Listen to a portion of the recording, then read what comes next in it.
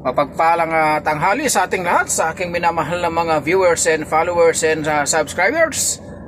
Guys, welcome back sa ating vlog sa panibagong araw na ito na naman guys. Andito tayo ngayon dito sa Jeddah City, Kingdom of Saudi Arabia. At ito, pumunta tayo rito sa kabilang yarda na ito na hindi ko alam anong pangalan ng yarda na ito kasi Arabic yung nakasulat dito sa gitila.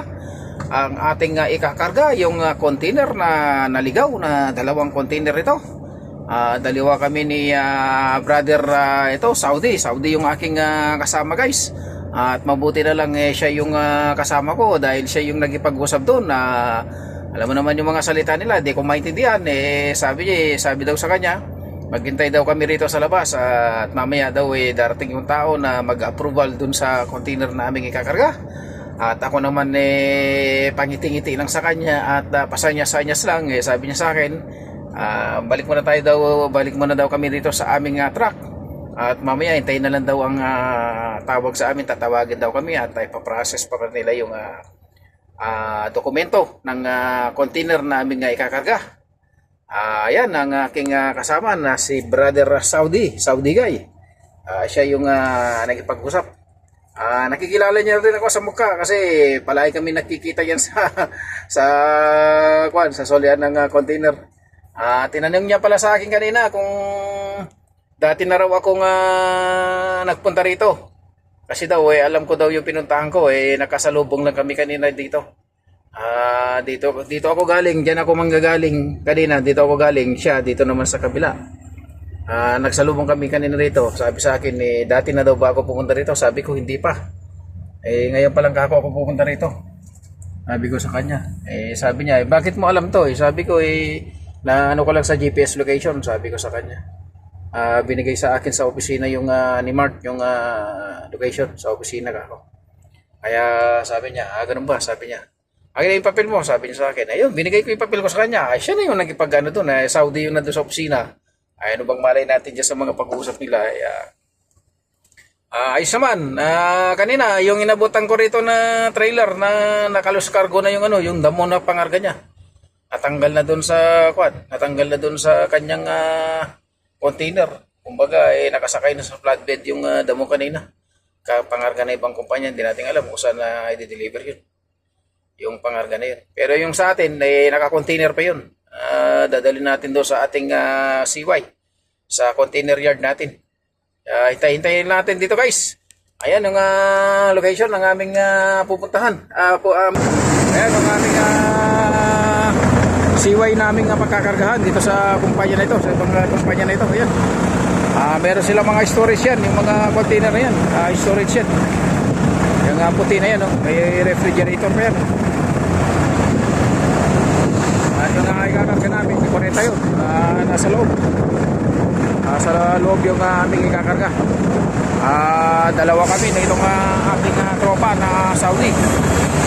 Dalawa kaming magkakarga. Container dito kasi dalawa yung container na ikakarga namin dito.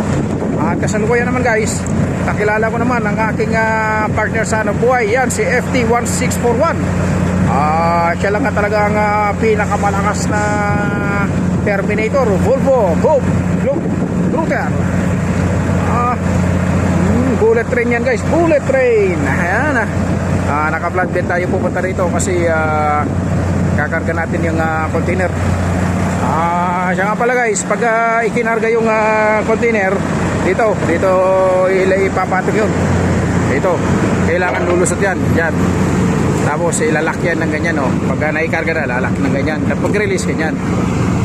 Ayun, di koreta yung ikakarga natin. Ayun pa yung dalawang twist lock sa likod kaya hindi siya malalaglag kapag naikarga yung container. Ito yung pinakalak niya.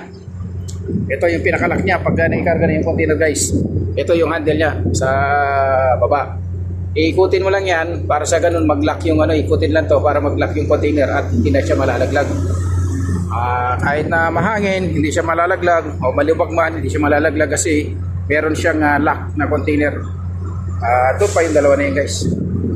So ayun lang guys, yung aking sa inyo, ang aking i-demo sa inyo. Pag i-demo ko naman itong airbag. Ayan, airbag. Tapos ito, triple axle. Wala na siyang automatic na kanyan, gauge ng hangin. Airbag, oversize. Gulong, oversize. Triple axle. Ito nga pala guys, itong gulong na to, kung makikita nyo, nakaangat yan. Yan, nakaangat yan. Pag empty, nakaangat yan. Pero pag pinatungan ito ng container na nagkarga siya ng mabigat, ito, mag-automatic yan, bababa. Ito naman, mag-release. Yung hangin yan, nirelease yan. Tapos ito, bababa. Yun. Yun lang guys. Ito pa yung isa na parating na Pakistani. Yan. Pumunta yan dyan. Truck siguro nila yan.